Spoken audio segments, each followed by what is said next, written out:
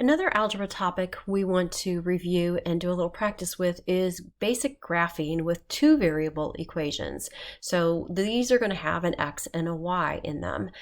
Quickly reviewing here, this is a coordinate plane, also called an xy plane. So the horizontal axis is labeled x and the vertical axis is labeled y. Where they meet here in the middle, that's called the origin. That represents the 0 on both the x and the y axis. Moving forward, we'd have 1, 2, 3, 4, etc. on the x-axis. And going backwards from the origin, you'd have your -1, -2, -3, etc. For the y-axis, starting from the center and going up, you have 1, 2, 3, 4, and so on. And going down, you have your -1, -2, -3, and so on. Now, I'm doing a scale of 1. Depending on our particular problem, what we're graphing, we can alter that scale because if we want to graph a point 0, 50, I probably don't want to make 50 little tick marks. I would put a scale of maybe 5 or 10 on my axis. So we'll do that in depending on what problems we're working with. But for this video, we're just going to stick with the basics.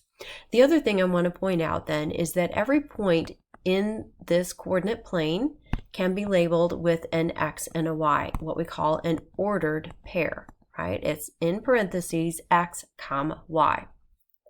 So if I have the point, for instance, 4, 1, that would mean I would go out on the x-axis and find 4 and then go up on the y, 1. So starting from the origin, go find x equals 4 to the right and then go up 1, and that would leave me at 4, 1.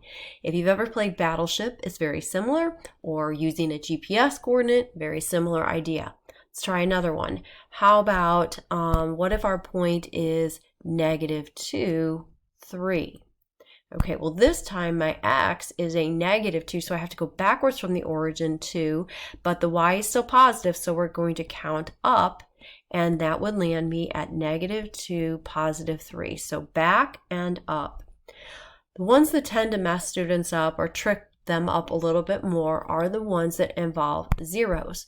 So if I have 3, 0, where would that be? Well, in this case, it's saying you go out on x to 3, but y is 0, so you're going to actually stay on the x-axis. If I flip this and let's make it 0, -2, that means I'm not going to go side to side at all. X is 0, so I stay right along the origin and I go down to the -2. So I'm going to land on the y-axis. Now we have the basics of the coordinate plane. Let's do some actual graphing of equations. Okay, first off, a graph of an equation is just the picture, the visual of all of the solutions to that equation. What we find is that depending on what kind of equation we get a different kind of picture. So there's patterns to different types of equations. We'll talk about that later in the class. All right, so this first one is y equals x minus 2, and it says make a table of values. So that's an xy table. Now, I put an extra column in here because some of us might be a little rusty on this, or maybe have really not done too much with it before. So I want you to know how we get those ordered pairs. So I have my x column, and we get to pick whatever x's we want. I like to go with the easiest things I can, so usually I'm going to plug in a 0, and then a 1, and then a 2. There will be times when those aren't the best choices, but if I can get away with it, if I get nice answers, that's what I'm going to use. Now, where am I plugging in that x value? Well, I'm using the equation that I was given up here. So I copied that into my table as my second column. I'm saying y is equal to x minus 2.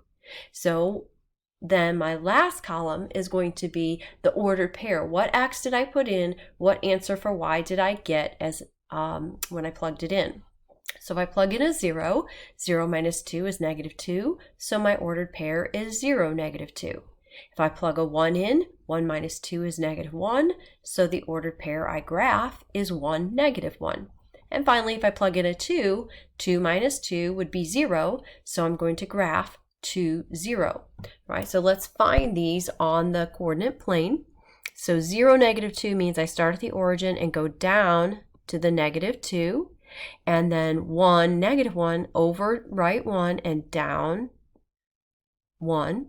And then 2, 0 means go out on the x-axis 2, but don't go anywhere. Now I'm going to try to make this a straight line best I can. And I connect the dots, put some arrows to show that it goes in both directions. Here's another one.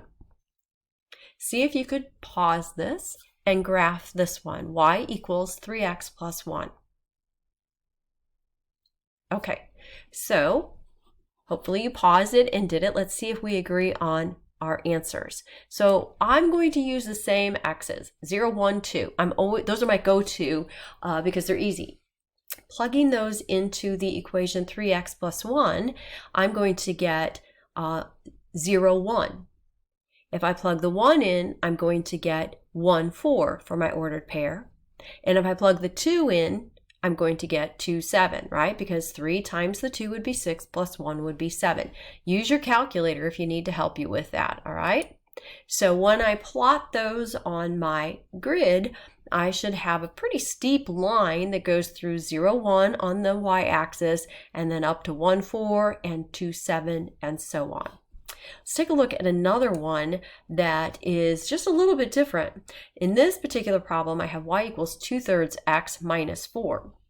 Okay, so what's different is that that number in front of my x is a fraction. That's telling me that 0, 1, 2 probably aren't going to be the best choice here because I always want to graph what I call nice points. That is integers. I don't want to have to guesstimate where is a half or where is a third on the grid. I want precise values. So for this problem, I'm still going to plug in 0 because that's easy.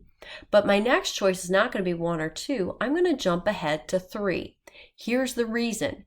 My fraction there is 2/3. So if I multiply that value by anything that is a multiple of 3, I can cancel the denominator.